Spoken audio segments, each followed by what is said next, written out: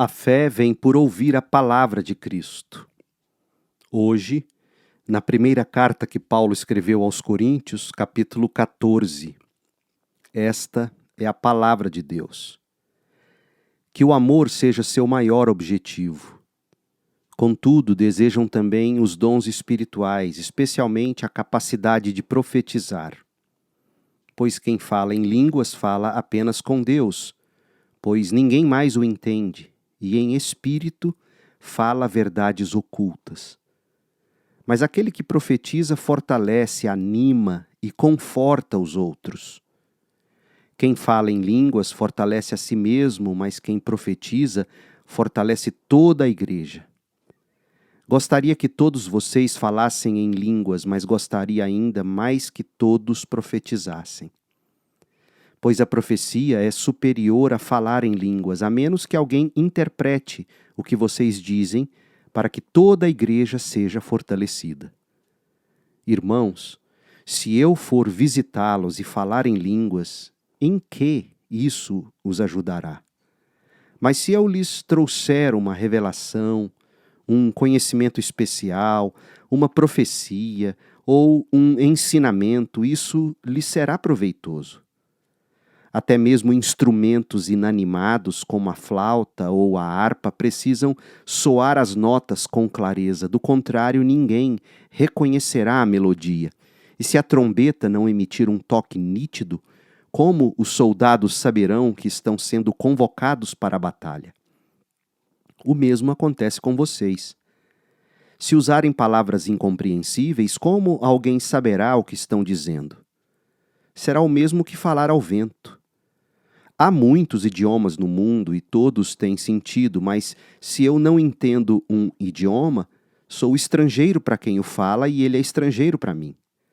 O mesmo se aplica a vocês, uma vez que estão ansiosos para ter os dons espirituais, busquem os dons que fortalecerão a igreja toda. Portanto, quem fala em línguas deve orar pedindo também a capacidade de interpretar o que é dito. Pois se oro em línguas, meu espírito ora, mas eu não entendo o que estou dizendo. Então o que devo fazer? Orarei no espírito e também orarei em palavras que entendo. Cantarei no espírito e também cantarei em palavras que entendo. Pois se louvarem apenas no espírito, como poderão louvar com vocês aqueles que não os entendem? Como poderão agradecer com vocês se não entendem o que estão dizendo? Vocês darão graças muito bem, mas não fortalecerão aqueles que os ouvem. Dou graças a Deus porque falo em línguas mais que qualquer um de vocês. Contudo, numa reunião da igreja, prefiro dizer 5 palavras compreensíveis que ajudem os outros a falar 10.000 palavras em outra língua. Irmãos, não sejam infantis no entendimento dessas coisas. Sejam inocentes como bebês com relação ao mal, mas sejam maduros no entendimento. Pois as Escrituras dizem: falarei a este povo em línguas estranhas e por meio de lábios estrangeiros. Mesmo assim, este povo não me ouvirá, diz o Senhor. Portanto, falar em línguas é um sinal não para os que creem, mas para os descrentes. A profecia, contudo, é para os que creem e não para os descrentes.